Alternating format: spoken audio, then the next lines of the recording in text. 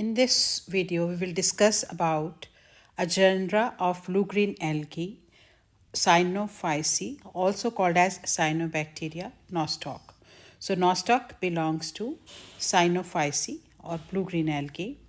Now, if we talk about its habitat where it occurs, this may be found on soil, this may be found in water, this may be found in the form of symbiotic association. Now, when it is found on the soil, it is called as terrestrial in nature, and soil should be damp, moist, and this may also be found in the standing water of the paddy fields. Now, when this is found in water, this may be found in freshwater ponds, ditches, temporarily formed pools, puddles, along the sides of the streams also. Now, this may be showing symbiotic association. What is symbiotic association? If A and B, they are living with each other. So, A is benefited from B and B is benefited from A. This is called as symbiotic relationship or mutually beneficial relationship. So, we can give three examples of its symbiotic association. One is Anthoceros. Now, Anthoceros thallus is a bryophyte. So, what is Anthoceros? How Nostoc colonies they are produced in Anthoceros? You can watch my video of Anthoceros and link will be shared in the description box. So, this is the thallus of Anthoceros and these are Nostoc colonies. Nostoc colonies mean Nostoc filament has entered into the Anthoceros thallus and both are living with each other and Anthoceros is a bryophyte member. Then another example is Cycas coralloid root. Cycas is basically gymnospermic plant. Now these are its roots and inside the root nostoc has entered and algal zone is created. This and roots which are having this nostoc, this is called as Cycas coralloid roots, right? Another example is of lichens. Lichens are basically made up of association of fungus and algae. And when this nostoc is participating in the formation of lichen, then it is called as symbiotic association of nostoc with the fungus and this is forming lichens. Lichens they may grow on the trees, they may grow on the rocks. Next example is its morphology. Morphology is what are its external characters. Basically, nostoc filaments they grow in a mass of mucilage, right? You can say a round spherical mass is there and inside these filaments are there, right? So these are nostoc filament present embedded in the mass of the mucilage, also called as nostoc ball. This is also called as nostoc ball, which may be spherical, which may be ovoid, right? So these are nostoc balls, or we can say nostoc is colonial in nature. I mean, this is growing in the form of a colony. And color of this colony can be olive green or blue green in color. Now, inside these filaments, these are nostoc filaments, we'll study about its structure in the next slide. So, this is how this is growing in the form of colonies, right, in a mucilaginous mass. Now, we can see here this is also a colony of the nostoc, right? You can see these are the filaments of the nostoc. Now, plant body, if we see of the nostoc, this is in the form of a filament like this, right? And this filament is not branched. This is not showing branching like this. This is unbranched. And these are bead-like, right? These are bead-like, so this is moniliform. And this we can see here, this covering is sheath which is present around the filament. So this is called as mucilaginous sheath or gelatinous sheath.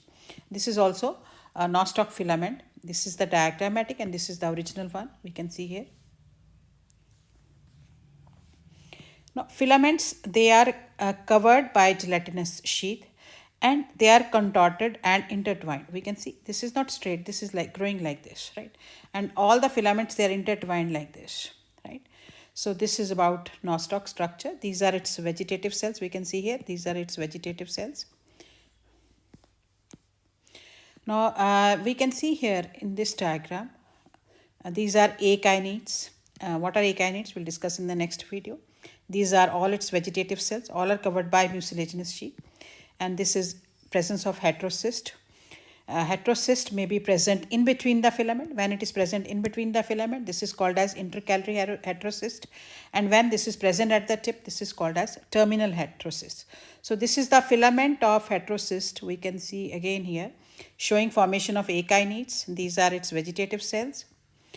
This is heterocyst. This is also heterocyst, which is intercalated in between. This is called as intercalary heterocyst and which is present at the terminal and this is called as terminal heterocyst. Now, if you want to study the structure of each cell, So we can again study its structure like this. So this is the cell structure of nostoc. Now, each cell may be spherical, this may be oval, this may be barrel shape. Now these cells, they are prokaryotic in nature because a well-defined nucleus is not found. They have 70s ribosomes. What are actually prokaryotic organisms? You can watch my video of prokaryotic organisms. Link will be shared in the description box. And each cell is bounded by a cell wall. So this is a cell wall, right? This is rigid cell wall. Inside this part is protoplasm.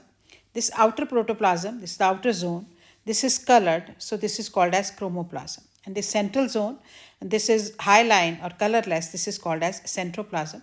Basically, the central zone will have DNA and RNAs, right? So well-defined nucleus is not there, this is only having DNA. And this zone, which is present at the periphery, this is having now thylakoids, right?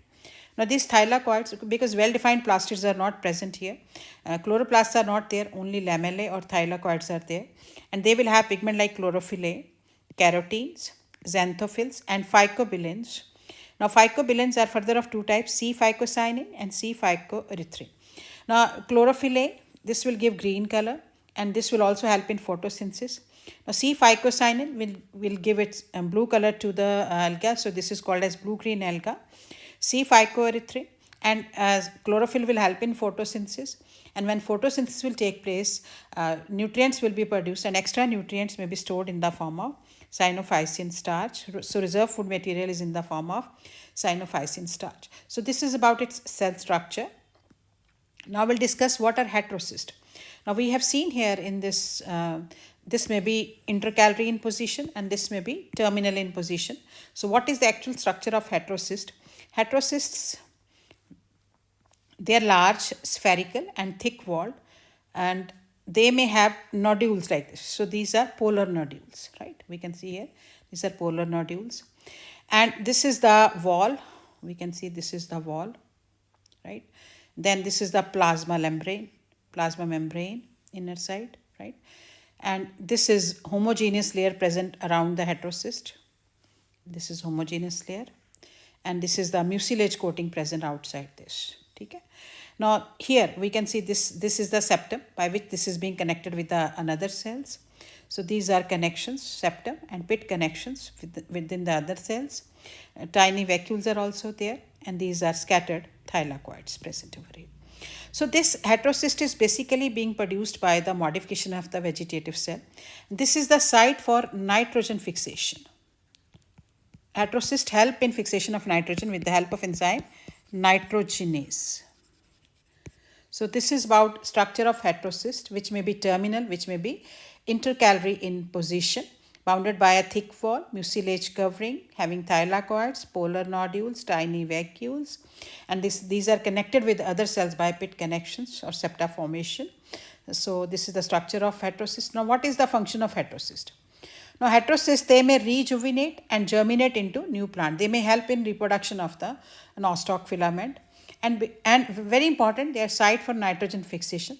So what is basically nitrogen fixation is conversion of atmospheric nitrogen into ammonium and nitrate, because plant as such cannot take the atmospheric nitrogen. This has to be converted to ammonium or nitrate ion, and this can be done with the help of nostoc filament, which heterocyst formation in the nostoc filament. So they also promote growth of the vegetative cells, and they also promote formation of akinites. What are akinites? We'll just discuss. And they also act as storage organs, right? So these are the functions of the heterocysts. Now we'll discuss about reproduction. One is by fragmentation, right? This is the filament of nostoc.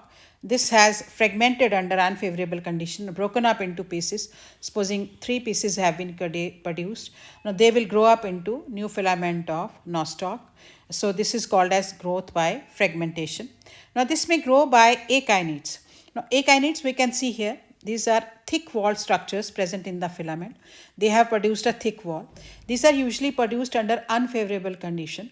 So akinites store a lot of reserve food material inside, and each akinete can form a new filament of nostoc, right? So this is when conditions become favorable, these akinete or thick walled cells can grow up into nostoc filament.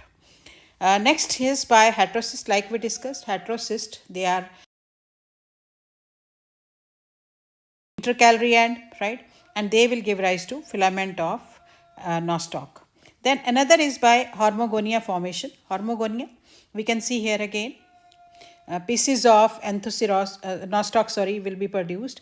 So this nostoc filament, when they break up into pieces, each piece of the nostoc is called as hormogonia, and this hormogonia can further form colonies, or they can grow into many nostoc filaments. So this is formation of hormogonia. So this is all about reproduction in nostoc filament. Now next is about its economic importance. Now nostoc helps in nitrogen fixation. So by this principle, this can be used as green manuring of the plants. Like we can take cultures of the nostoc, add to the soil, and they will help in fixation of the nitrogen, add nitrogenous substances to the soil. So in this way, naturally, they will enrich the soil with the fertile things. So this is called as green manuring. Next is balls of the nostoc commune, like this is growing in the form of colony. So these balls, they are collected, boiled, and they are edible, and they are eaten by Chinese people and South American people as food. Nostoc can also be used in the barren soils, which are sterile and alkaline, also called as Usser land. So where nostoc can grow and excrete certain acidic chemicals and reduce the alkalinity of the soil and make the soil fertile. So we can use nostoc for reclamation of the Usser lands. Then we have seen nostoc is showing symbiotic association with anthoceros. This is also showing symbiotic association with cycas. This is also showing symbiotic association with lichens. So when this is showing symbiotic association, that means this is giving something to the fungus, this is giving something to the cycas, this is giving something to the anthoceros. So they are mutually beneficial relationship, benefited from each other. So this is all about its useful activities of the nostoc. So thank you for watching my video. If you like my video, please like, share and subscribe.